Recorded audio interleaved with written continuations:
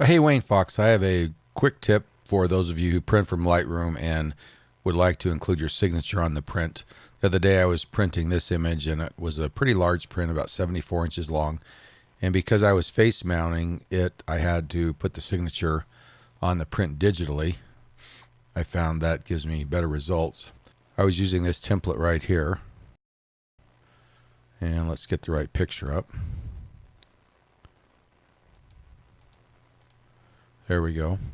And you'll notice that when I put the picture into this template, it's sideways. A quick note on that for those of you who use a Mac. If the orientation of the print in your display here is sideways, that means you need to go into the page setup and change the orientation here. The image should always be normal and be displayed normally. It should never be sideways, and if it is, that means that you got a setting wrong. If you get those settings wrong, sometimes you'll get some pretty weird things, including half the print printing on a page or some other things like that. Anyway, I went to turn my identity plate on, and I need to put this to 0. All right, well, my identity plate on. Let's see if I can find it here. There it is up there. And we need to take and turn the rotation off. There we go. And I scaled it down, so it looks pretty good. And it's pretty hard to know how big to make it. So the first thing I tried to do was drag the identity plate over into the top corner and try to line that up. And then when I click here and drag in the top, you can see the little orange line. It gives you a pretty good idea of how big it's going to be. So according to that, it's going to be 2 inches if I print it right there. Okay. But there's a little better way to do it. I was trying to figure out this scale here when it says 4% or 2%. What is that percentage of? And it's pretty easy to determine that. If I just zoom to 100%, you can see that means it's going to take and cover the entire page. So 100% means it's going to be, in this case, 90 inches long. When I sign my name on a print this size or anything above about 30 inches, I usually will take about 1 3/4 inches to 2 inches to put the signature on there.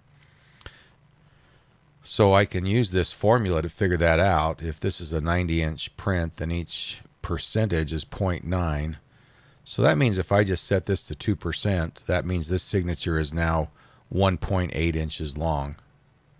And I can position it in the corner, and I can be relatively sure it's going to be about the right size. Now, I'm not sure why Adobe does it this way, because to me the scale should be relative to something more useful. So for example, it should simply be how big it's going to be in inches. If I want it 1, 1.5, 2, I should be able to do that. But they chose to do this way, and so the challenge is every time you change your paper width, you have to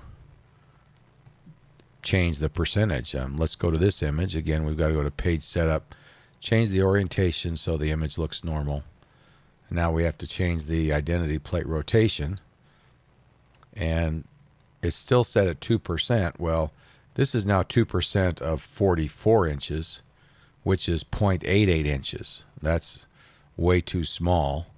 If I want it to be 1 3/4 or thereabout, if I go in this case to 4%, 4% times 0.44 is 1.76, so that means I'm at 1 3/4. Or I could go to 5%, which is about 2.1 inches, somewhere in there. I'm going to go 4%. Anyway, that's how you can determine how big that signature will be, and you can actually have an idea without wasting a print. In fact, what I would recommend is you actually practice signing on things based on the size. I usually find that anything over 24 by 30, I sign about the same size. I don't really make it bigger just because it's bigger. And then as it gets smaller than that, I'll sign it a little bit smaller. And then, of course, once it gets down to a certain size, you just can't go much smaller than about 3/4 of an inch, no matter how big it is. So anyway, hopefully that tip is a little helpful to you. Thanks for watching.